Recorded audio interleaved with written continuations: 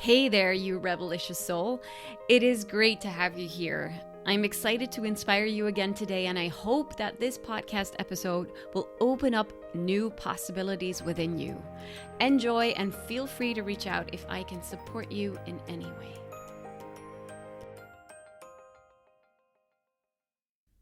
So, let's talk language today. Language is something that I've always had a deep love for. I don't know if you know it. Many of you may not. I used to be a writer. I was one of the top copywriters in my country, and I just loved playing with words and creating an experience that would, unveil the true identity of a business. And it was my job to actually tell their story and put it into words. And I just love playing with that. One thing I learned from all those years, and one thing that I knew, is that there is a power in language that can lift us up and bring us down. Because it can actually, the words that we read and that we speak, they influence how we feel. Actually, it's also that your language really exposes a lot about what's going on in your inner world. For example, how lovable you believe that you are.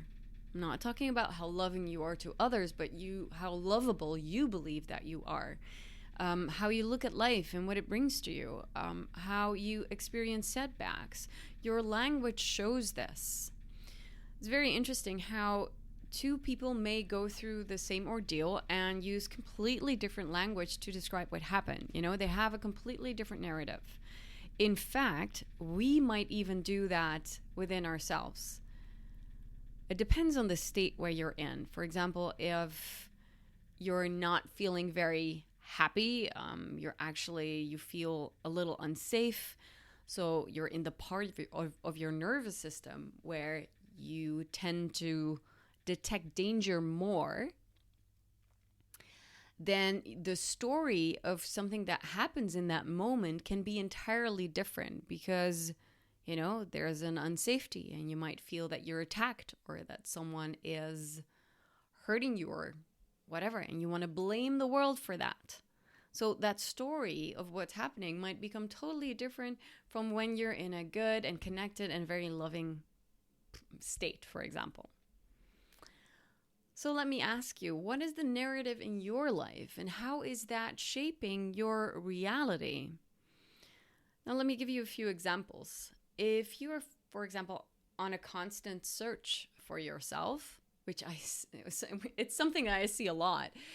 Like, so many people are going from one workshop and retreat to the other because, they want to search something in themselves, as if they're chasing the next best solution to heal.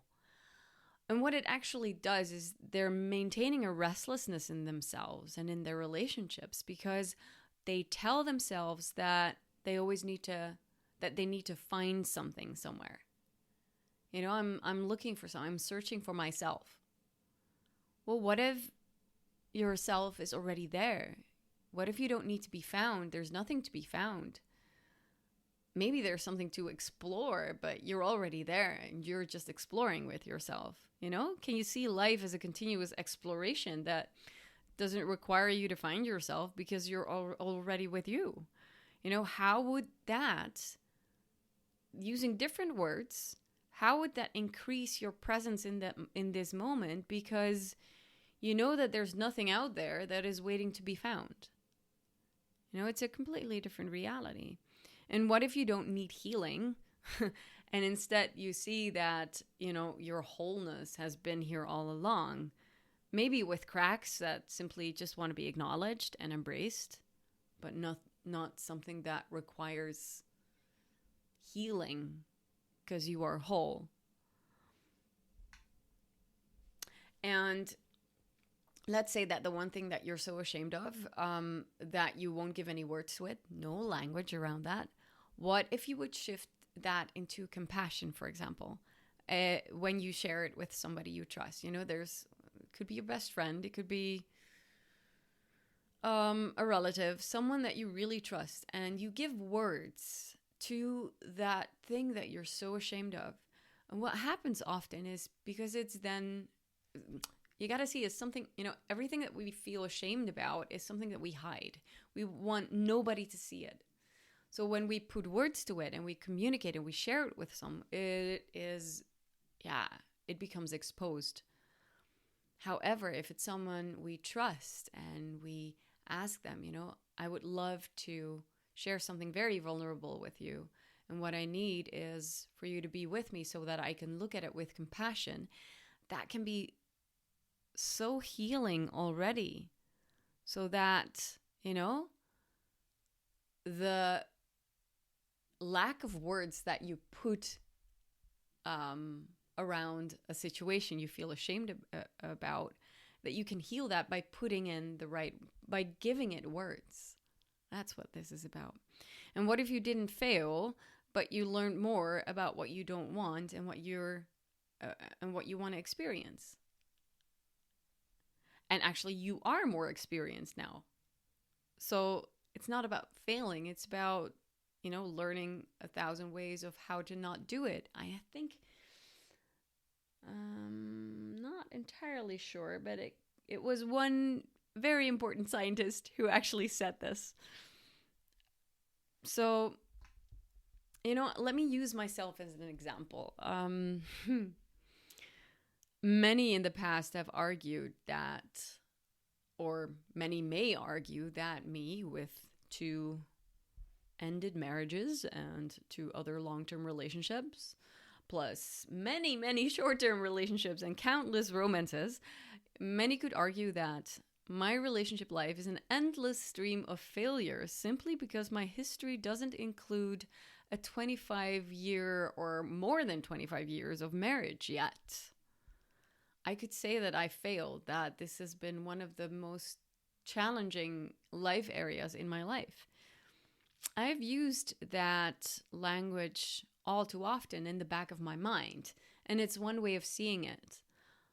But that hurt me. It held me back. It made me believe that I wasn't the right person for a relationship, that I wasn't the right person to commit to, and that I definitely wasn't the right person to help people in the realm of relationships. However, I changed my language around this also because many of my friends have at some point came to me about the relationship, and they asked me so many questions, and everyone was like, so when are you gonna, do this professionally at some point? And also now that I'm being trained, my language now, therefore, is, I have successfully always chosen what is good for me. Even if that meant leaving behind a codependent marriage or a relationship that actually held me back. I've never given up without trying. I tried and I tried and I tried. And also because leaving was quite scary, there was a little bit of ambiguity there. I mean, there was a part of me that may have been very avoidant on some levels. And there was a part of me that really wanted to commit and give it my everything. But part of me also believed that, leaving would equal failure. So I stayed also in unhealthy situations. But in the end, I always left because I knew, this is damaging me. So right now, I feel very rich in the experiences that I have, with so many relationship dynamics, knowing that I've shifted my pattern from over giving to actually more heartful living. And that is not just because I shifted the narrative with myself, but I also changed the language in my communication, in how I think about myself, how I talk about myself. And obviously, combined with being trained in relationship coaching and relationship therapy, that helps as well. But, if I would believe my own language, that I'm a failure because of not adhering to certain standards, instead of looking at, what did I accomplish and what has all my experience brought me. The thing is, I can really relate to a lot of different relationship dynamics. So, and this is because I shifted the language. And that is something that you can do for yourself as well. Your language matters. First, in relationship to yourself, because you can shift from, I can't to I am learning. The whole word of I can't, I would love for you to, or I invite you to scratch that from your vocabulary. Shift it to I am learning, or I don't know how to do this yet. Yet is a very powerful word, because it gives you the space to develop it so that in the future you can. And how about releasing that narrative of, I have an insecure attachment style and I'm wounded. My wounded child is screaming to be loved. It's very true. But what if you would empower yourself with, I'm lovable and I'm loved and I've had very intense experiences in my life that inspire me to grow and develop so that I can teach my children a new way of feeling safe within. Now, I'm not saying bypassing. I'm not saying that you need to bypass what has happened. I'm just saying that, at some point, you need to shift your narrative. If you've been stuck in victim mode too long, then see how you can empower yourself, because the voice of the victim is not going to help you. Now, and also you can shift your language in relationship to others, And I'm talking about literally how you use language in your communication with a partner, for example. So you constantly pressure me to do the laundry. Can't you just do this for yourself? And you can shift that to, I'm noticing that when you ask me to do, the laundry, for example, I feel I really want to support you in this, but the circumstances currently don't allow this yet. Can we both have a look at how we're going to do this and see how we can manage, getting the laundry done. Now, the laundry is just a very simple example, but it could be something bigger, obviously. Because it could be that, right now, work and all the other things are fully, taking up so much time that you're not able to fit that into your schedule. Yeah. So can we talk about that? It's a very different approach from blaming, like you're constantly pressuring me to do this, and can't you just do it for yourself, to having a conversation. Hey, I'm noticing that this is what you need. I want to support you. It's really tough for me right now. Can we talk about this? Or, another example, why aren't you here? You're constantly away.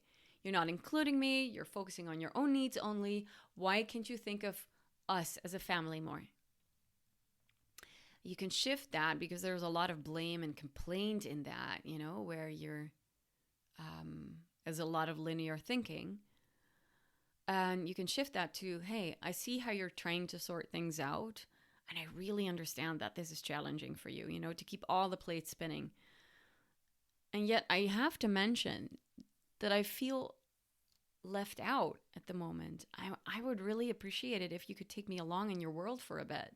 Would you let me know where you're at right now? Because, changing your language and changing your reality from, hey, I'm being attacked and I'm being ignored and I'm being neglected or I'm being whatever, to compassion and, actually bringing in your wise part, the mature part that is not stuck in old pain. That's what you're doing when you change your language. It means that you're actually bringing in the mature part of you instead of only the wounded child, the part of you that has learned to see the world as danger. I would even say that this is about connecting, reconnecting to your heart so that you put yourself in a different state of your nervous system. And there are tools to do that. This is not just a decision, but we can look at the world through different lenses. Are you looking at the world through this fight and flight mode? Or are you looking at the world in your relationship through love and compassion? I would say that this is the voice of hurt and the voice of wholeness. And this is something that we'll go into later in a different podcast. But the voice of hurt is often blaming and complaining and, attacking or defending. maybe even withdrawing, you know, and the voice of wholeness speaks from the heart, where there is an inclusion of your needs and compassion for yourself, and also an understanding for where the other person is at, while speaking your truth on how you feel. And that really makes a difference in how you are then being received, you know? If you change your language and you change your state from towards more maturity, then you will be received in a different way. And this is how, when you change your language and you change your reality, you're actually going to change your relationships.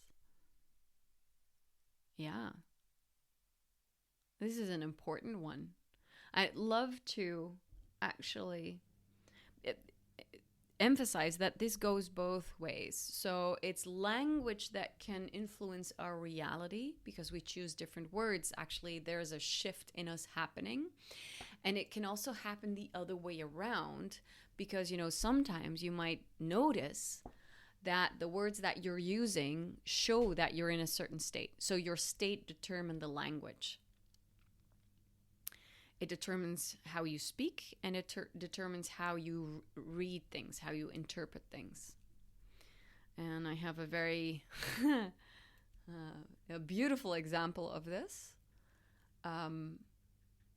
Quite recently, I was not in a good state myself. I was actually feeling how my partner, or I thought that my partner was constantly looking for time and space for himself, and there was no time and space for us. He was very focused on work, and I thought that everything that he was basically sharing with me was a threat to our relationship. And I, at some point, because, you know, he was repeating quite often, like, I'm so busy and blah, blah, blah. Yeah, okay. And I told him, you know, this is not about being busy. This is about, you know, you just having, this is not about not having time. This is about prioritizing. And I knew that there was nothing personal in that. This had nothing to do with the relationship. I knew that with my mind, but obviously I felt neglected and ignored. And I was like, you know, I have to do it all by myself. He's just never gonna, or he's just not gonna be focused on us. So at some point he sent me, we were gonna meet each other that evening, and I asked him, you know, I just wanted to align the plans basically. And he replied saying, yes, come over tonight and we'll just have a great evening together without any stories. We're just gonna, you know, enjoy each other's company. And then tomorrow we will have a conversation on how we're gonna create time for us. And you know, when you hear it, it's just so beautiful how he is taking the lead and how he's showing leadership on the conversation.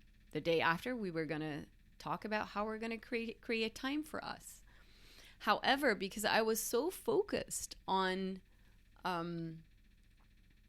him being busy all the time, I thought that, you know, everything that he communicates was about how he doesn't have time for me. So I literally read that message. Even though he used the words us, I interpreted that message as him and me separate. So the time for us. So the time for me and the time for him, and see how we're going to, you know, have individual paths. That's literally what I thought. The whole day, I thought that that's what we were going to talk about. So that evening, we saw each other, and we actually had a bunch of kids around us because we had to babysit. And the moments that we had together as the kids were playing, he actually said, you know what, I'm going to be close. We don't live together. So I'm going to be very close to your place next week. And I'm going to really come around a lot because, you know, we need some time together. And I really want to make a habit of this again, that, you know, also throughout the week, not just weekends, we're going to see each other. And I was blown away. I was like, so the whole day I had listened to or had made up this story that, you know, making time for us actually meant time apart, whereas obviously making time for us, he was taking the lead, prioritizing me, and giving me exactly what I wanted. It was my brain, my reality, my state that led me to interpret words in the wrong way, even though they were put so beautifully. It was my brain. So realize that your state can actually really influence how you interpret a message from somebody else, as well as how it influences the words that you use. Which just goes to say that if you notice that you are feeling some contraction, that you're not feeling happy in yourself, before you respond or before you say something, take a breath. See how you can regulate yourself. Get reconnected to your heart and your mature self, because from that state, from that place, you can really take in a message so much better. You can communicate a message so much better from compassion. And that is really going to help you improve your relationship. I hope that this helped. I wish you a wonderful day again. Thank you so much for listening. It's been my absolute pleasure to share this with you again. I really hope that you enjoyed this episode, and if you're hungry for more, please check out my website, michellekoops.com, and subscribe to my newsletter, in which I share so much value every single week. Have a magical day. Stay raw, stay real, stay revelicious.